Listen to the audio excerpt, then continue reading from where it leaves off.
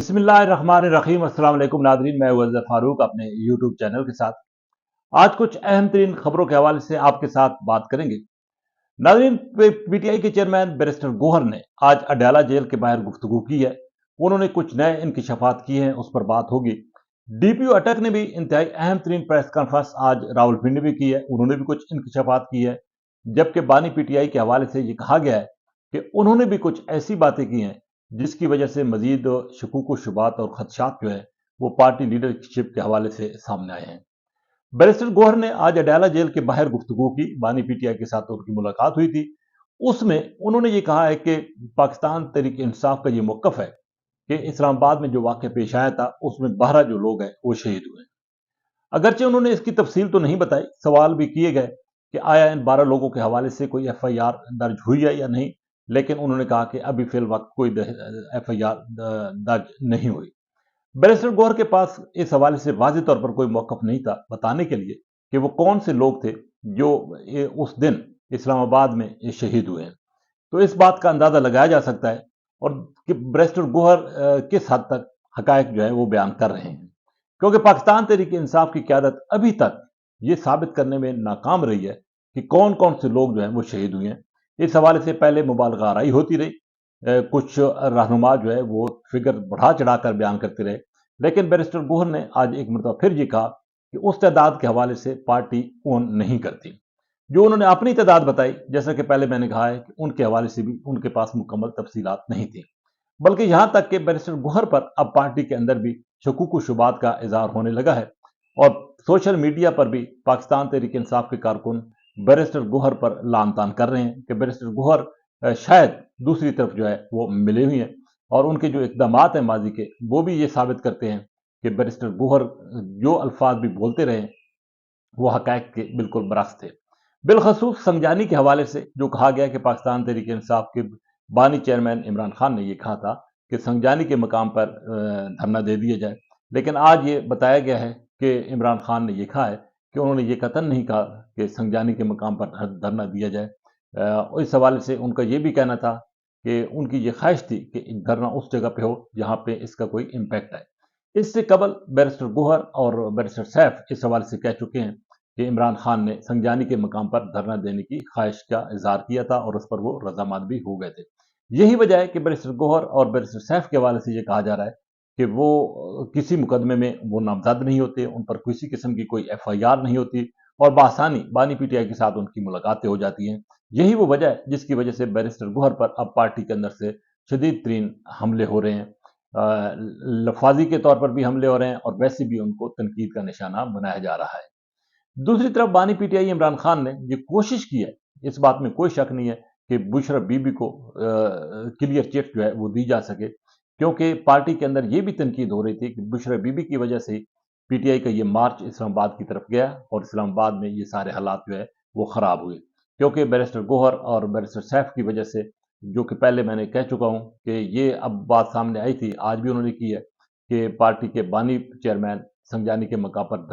धरने के ख्वाहिशमंद थे, लेकिन ये सारी तनकीद अब बुशरा बीबी पर आ रही थी कि वो इस सारे मार्च को लेकर दी चौंक गई हैं, जिसकी वजह से ये सारी सूरत खराब हुई है। दूसरी तरफ डीपीओ अटक ने एक अहम तरीन प्रेस कॉन्फ्रेंस की है और वो कुछ हकायक जो है वो सामने लेके आए हैं। बैरिस्टर डीपीओ अटक ने वाज़ेह तौर पर फुटेज के हवाले से फुटेज के साथ जो है वो ये साबित करने की कोशिश की है कि उस रोज जो मार्च केपी से इस्लामाबाद की तरफ आया था, अटक के मकाम पर गाजी ब्रोथा जो पुल है वहां पर उसको रोकने की कोशिश की गई, लेकिन उन्होंने ये भी बताया फुटेज के साथ, और साथ ही उन्होंने ये भी इंकशाफ किया है कि ब्राजीलियन जो इसमें थे वो शेल, उनका इस्तेमाल हुआ है और वो इंतहाई जहरीले भी होते हैं और वो कई गुना उनको वो पावर जो है उनकी ज्यादा थी, जो कि यहाँ पे इस्लामाबाद अटक पुलिस के पास शेल जो है वो वहां पे थे। इसके साथ साथ उन्होंने कुछ ऐसी भी फुटेज दिखाई हैं कुछ लोगों की, जिसके बारे में उनका ये भी कहना था कि ये तरबियत याफ्ता लोग थे और शायद केपी पुलिस के ये लोग थे जो कि सिविल कपड़ों में थे और उन्होंने शदीद तरीन मुज़ाहमत की और वहां पर बड़ी तादाद में वो ये साबित कर रहे थे कि वहां पर ना सिर्फ सरकारी वसाइल का इस्तेमाल हुआ, पुलिस का इस्तेमाल हुआ, बल्कि वो जो शेल है वो यकीनी तौर पर वो शेल तो पुलिस के पास ही हो सकते हैं, सिविलियन के पास तो नहीं हो सकते, जिनका इस्तेमाल जो है वहाँ पर वो किया गया है। तो उन्होंने वो ये सब कुछ जो सारी सूरत हाल है उसका अहाता किया है, और उन्होंने बताया है कि केपी से आने वाला ये जो काफिला था उसमें तरबियत याफ्ता दहशतगर्द भी थे, और तरबियत याफ्ता ऐसे पुलिस एहलकार भी थे जो कि वहाँ पर शदीद तीन मुज़ाहमत भी करते रहे, और जिसकी वजह से वो फिर आगे भी निकल कर इस्लामाबाद की तरफ आए। बहरहाल ये इल्ज़ाम तो पहले भी आरपीओ भी लगा चुके हैं, डीपीओ भी लगा चुके हैं, डीपीओ अटक भी लगा चुके हैं, डीपीओ रावलपिंडी भी लगा चुके हैं, और इस हवाले से आज उन्होंने मजीद कुछ इंकशाफात जो है वो इस हवाले से किए हैं। बहरहाल ये एक हकीकत है कि इस्लामाबाद में ये जो वाक़या पेश आया है ये एक अफसोसनाक वाक़या था।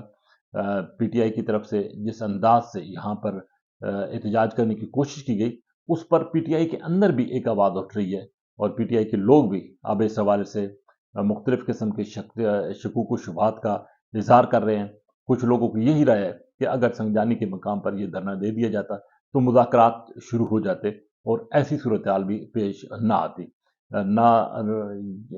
रेंजर्स के जवानों की शहादत होती, ना पुलिस एहलकारों की शहादत होती, और ना ही पाकिस्तान तहरीक इंसाफ को डी चौक के मकाम पर इस तरह जो अजीमत का सामना करना पड़ता। बहरहाल ये तो एक सियासी अमल था जो कि पाकिस्तान तहरीक इंसाफ ने जिसको आगे बढ़ाने की कोशिश की, लेकिन ये भी हकीकत है कि इससे पाकिस्तान तहरीक इंसाफ को सियासी तौर पर नुकसान हुआ है, क्योंकि अब पाकिस्तान तहरीक इंसाफ एहतजाज के हवाले से बिलखसूस इस्लामाबाद की तरफ मार्च के हवाले से बहुत पीछे चली गई है, और पार्टी के अंदर भी इस बात का इदराक है कि शायद इस वजह से पाकिस्तान तहरीक इंसाफ को नुकसान पहुंचा है। और ये भी एक हकीकत है कि पाकिस्तान तहरीक इंसाफ की लीडरशिप के दरमियान किसी किस्म की कोई कोऑर्डिनेशन नहीं थी, कोई आपस में राब्ता नहीं था, जिसकी वजह से कारकुन भी अब एहतजाज भी कर रहे हैं, और कारकुनों के गिले शिकवे भी सामने आए हैं। कारकुनों के इस हवाले से वाज़ेह तौर पर फुटेज भी सामने आई है कि पार्टी की लीडरशिप ने उनको अकलौता छोड़ दिया, अकेले छोड़ दिया, जिसकी वजह से वहां पर ये सारी सूरत हाल खराब हुई। इसी के साथ इजाज़त, अल्लाह हाफिज़।